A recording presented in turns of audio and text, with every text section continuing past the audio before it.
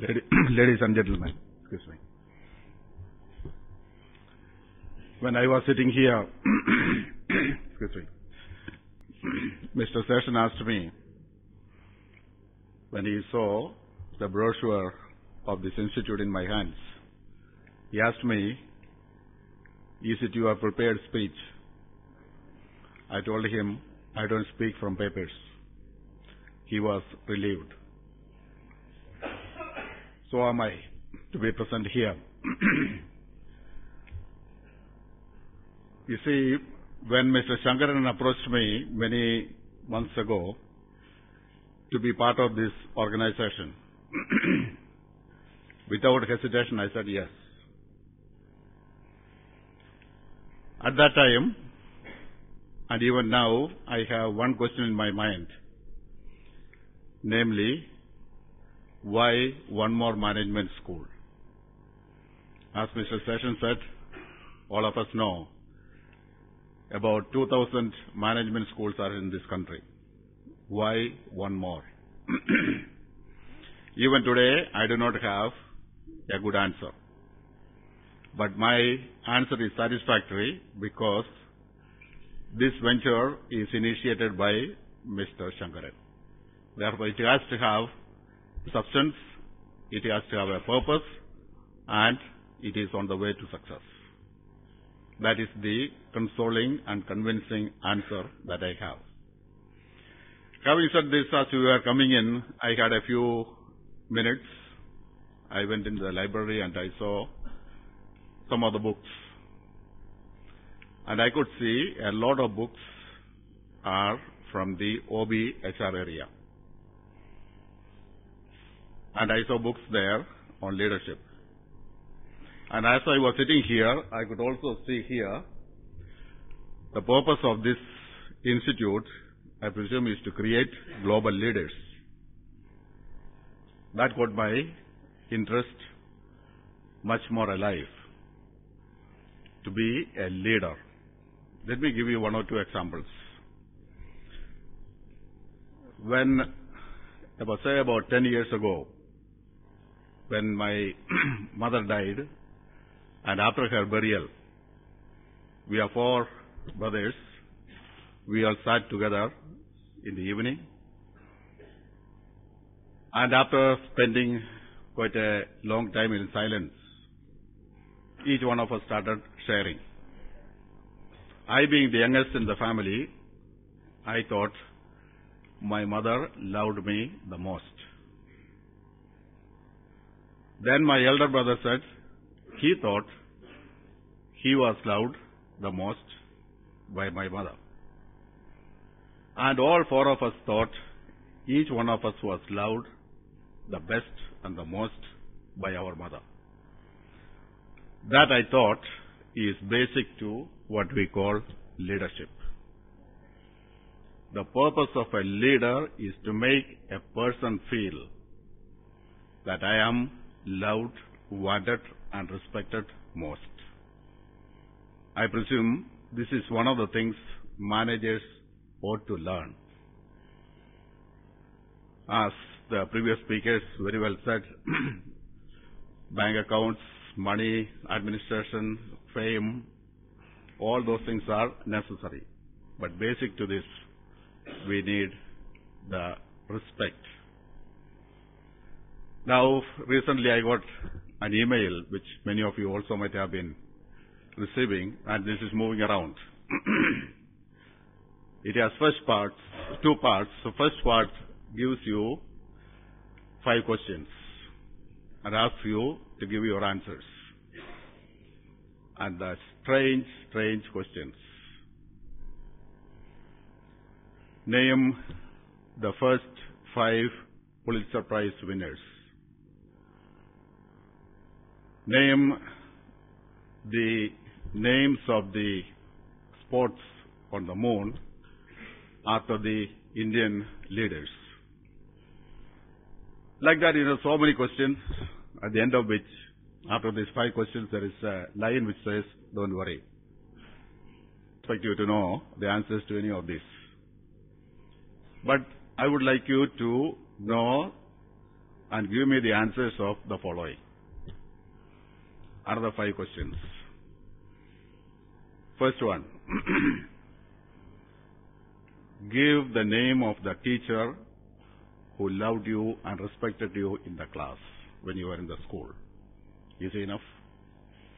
Like that, all these 5 questions were based on the human qualities or the people whom you have come across, the leadership quality. I have a beautiful example of this when I went to XLRI. When I went there, the union was very strong among the non-teaching staff. We have Mr. Jagan and his wife, Mrs. Janagi. They will tell you, they have been working there for so many years. They will tell you what the union there was. And there was a faculty association. These two were very strong. And to that situation I was sent, mainly to take care of the people of the institute vis-a-vis the unions.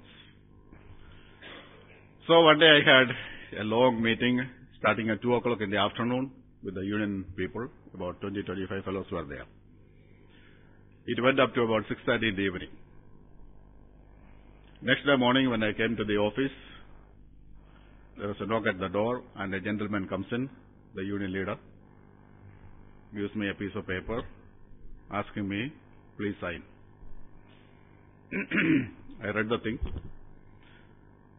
What the gentleman asked was to put my signature on an application where he wanted to have overtime for meeting the director. That was the first time, and the last time he brought me a request like that. That shows where the HR practice was at that time. From there, I started thinking about what is this thing called leadership. Then I could find an answer from Cardinal Newman's The Idea of a University, where he defines a gentleman, for that matter, a lady as well. He says, a gentleman is a person who never inflicts pain upon another. That is what is called leadership. We need, at this time, in this country and elsewhere, people who have that compassion, understanding, appreciation, respect. All these HR words are to be practiced. That, I presume, should be one of the hallmarks of this organization. As we are going to move into business and various things connected with business management, I would also like you to have a few leaders in your mind as we move forward. I am not going to take people who are alive today, because there may be a lot of people who will have different opinions. But by and large, if you take a leader and the leadership qualities shown by that leader, say like Mahatma Gandhi, say Mother Teresa, and you spread this information or the examples to different parts of the country and of the world, you will see leaders with a difference. Leaders who will come under the last 5 questions answers of that email, not the first 5. We need to create that type of leaders within this institute.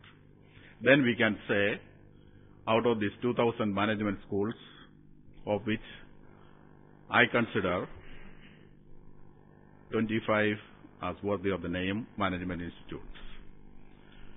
To give little more due respect to the other people who are running similar institutes, my imagination will go up to 50, after which I don't think there is either education or management in the majority of business schools in India today.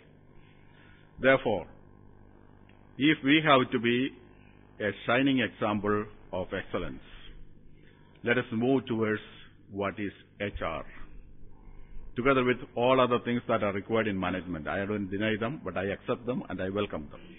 The most important human quality to be taught in the HR class is what is required as the hallmark of this institution. And I am 100% sure with the vision, initiative, and the contacts Mr. Shankaran has, definitely this reality as well as his own vision will become a reality not only in the distant future but from day one, that is today. So thank you, Mr. Shankaran, for inviting me to be part of this team, and I am sure we will be able to see this great institution moving forward on a great path of success and relevance. Thank you, and God bless you.